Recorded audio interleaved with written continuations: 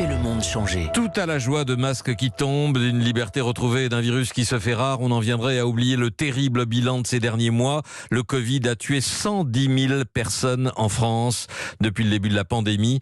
Et question posée aujourd'hui par le journal Le Monde, combien de vies humaines auraient pu être sauvées si le gouvernement avait confiné les Français début février, comme le lui conseillaient les scientifiques, et non début avril, contraints et forcés par la saturation des hôpitaux. Réponse: 14 000 décès, 112 000 hospitalisations et 160 000 cas de Covid long auraient pu être évités. Travail et calcul effectué avec l'épidémiologiste Pascal Crépet de l'École des hautes études en santé publique de Rennes. Virginie Riva.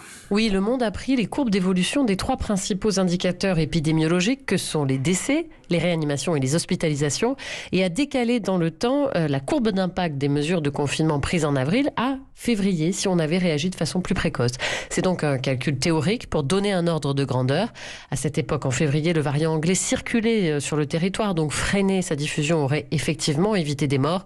Mais le calcul a des limites posées par Pascal Crépet lui-même. Si vous changez la situation épidémiologique à un moment, eh bien, les conséquences de ce changement se prolongent dans le temps.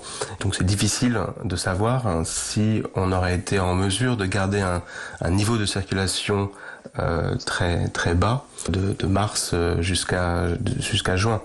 Si justement la vaccination et l'avancée de la saison printanière et estivale ne nous aide pas à garder l'épidémie sous contrôle.